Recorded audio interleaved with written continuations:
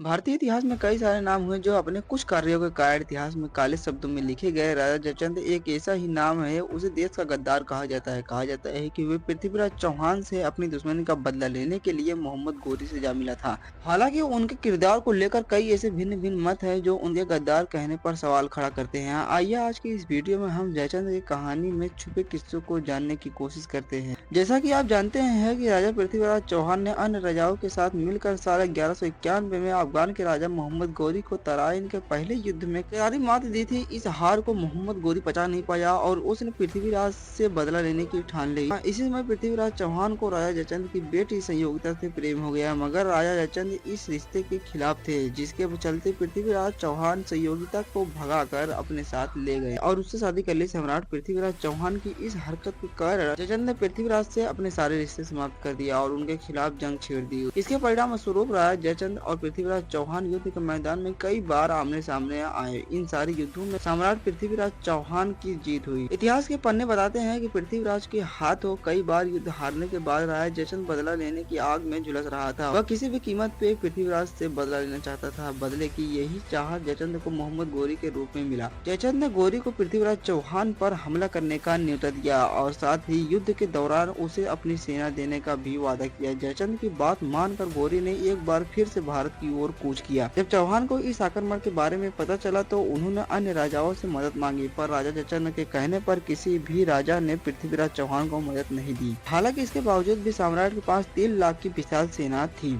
वही इस सेना के मुकाबले के लिए गौरी के पास भी लगभग बराबर की सेना थी।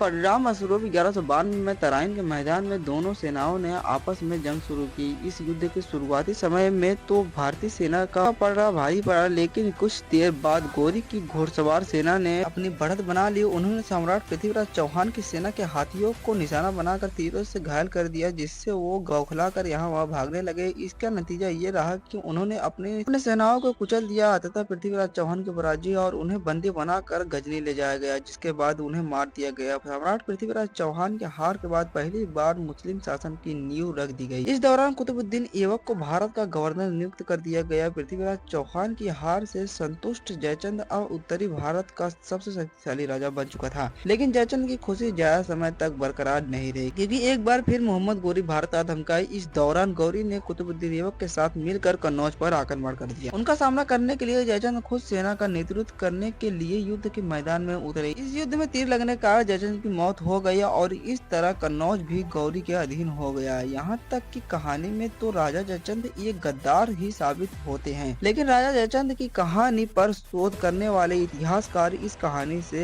इत्तेफाक नहीं रखते हैं। प्रसिद्ध लेखक आनंद शर्मा की माने तो उन्होंने राजा जयचंद के जीवन पर काफी शोध किया। इस शोध में उन्होंने पाया कि इतिहास में कहीं भी राजा जयचंद के संयोगिता नाम की कोई बेटी होने का जिक्र नहीं मिला। अगर यह मान लिया जाए कि राजा की कोई बेटी थी ही नहीं, तो सम्राट पृथ्वीराज चौहान द्वारा संयोगिता हरण की बात पूरी तरह से झूठी साबित होती है। हाँ, हो सकता है कि उनके बीच कोई आपसी मतभेद रहा होगा, जिसके कारण वह दोनों आपस में ही युद्ध करे होंगे।